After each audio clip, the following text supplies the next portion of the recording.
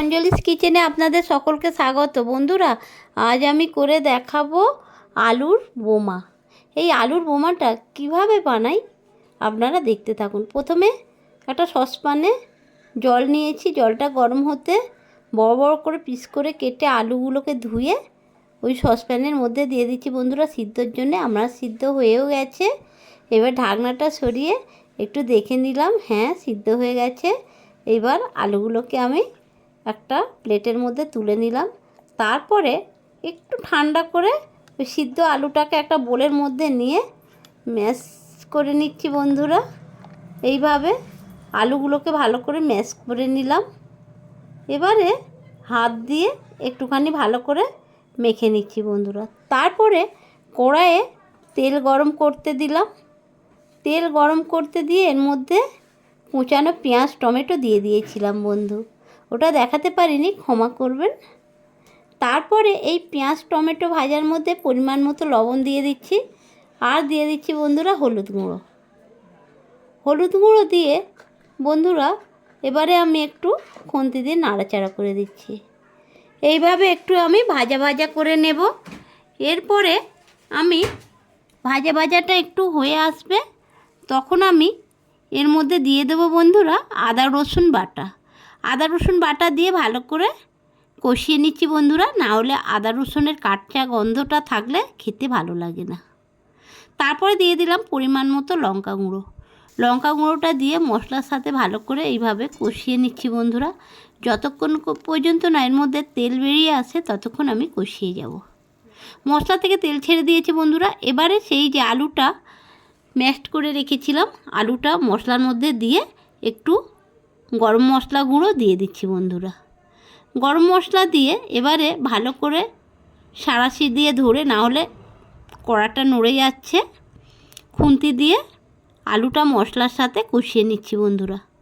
এইটা বন্ধুরা খুব ভালো করে কষাতে হবে, না হলে খেতে ভালো লাগবে না বোমাটা। এটা পুর হিসেবে যাবে তো, কষাতে হবে খুব সুন্দর করে। আমার মোটামুটি কষানো হয়ে গেছে। একটা থালার মধ্যে আলু কষাটা তুলে নিচ্ছি বন্ধুরা। তারপরে এটাকে খুন্তি দিয়ে একটু নাড়িয়ে চাড়িয়ে দিলাম ঠান্ডা হওয়ার জন্য। এরপরে একটা বোলের মধ্যে কিছুটা বেসন নিয়ে নিলাম, আর পরিমাণ মতো লবণ দিলাম, আর হলুদ গুঁড়ো দিয়ে দিচ্ছি বন্ধুরা। এইবারে দিয়ে দিচ্ছি কালো জিরা। কালো জিরা দিয়ে ভালো করে হাত দিয়ে মেখে নিলাম। এবারে অল্প অল্প করে জল দিয়ে আমি ব্যাটারটা বানাবো। ব্যাটারটা মোটামুটি আমার বানানো হয়ে গেছে।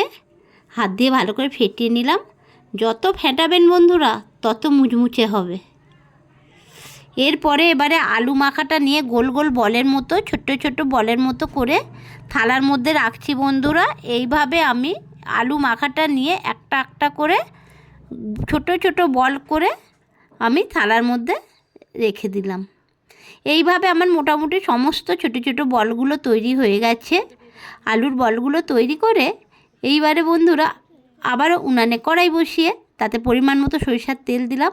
আমি এটা সরিষার তেলই ভাজবো বন্ধুরা, কেননা স্বাদটা খুব সুন্দর হয়। এরপরে ওই ব্যাটারের মধ্যে যে আলুর গোল গোল বলের মতো করে রেখেছিলাম, ব্যাটারের মধ্যে ডুবিয়ে গরম তেলের মধ্যে ছেড়ে দিচ্ছি বন্ধুরা। এক এক করে এইভাবে আমি ব্যাটারের মধ্যে দিয়ে ছেড়ে দিলাম। দিয়ে এইবারে এক পিঠ উল্টিয়ে দিলাম। এইভাবে দিয়ে দিলাম আরও 3-4টে ব্যাটারে গুলিয়ে বল দিয়ে এক পিঠ উল্টিয়ে দিচ্ছি বন্ধুরা। এইভাবে দেখুন বন্ধুরা, সময় নিয়ে একটু ভাজতে হবে, হ্যাঁ আঁচটা অল্প করে দিতে হবে। আমার মোটামুটি ভাজা হয়ে গেছে। এগুলো খুব মুচমুচে হয়েছে বন্ধুরা, ভাঙলে পরে হাতের মধ্যে গুঁড়িয়ে যাবে। দেখুন বন্ধুরা কত সুন্দর লাল লাল করে ভাজা হয়েছে আমার আলুর বোমাটা।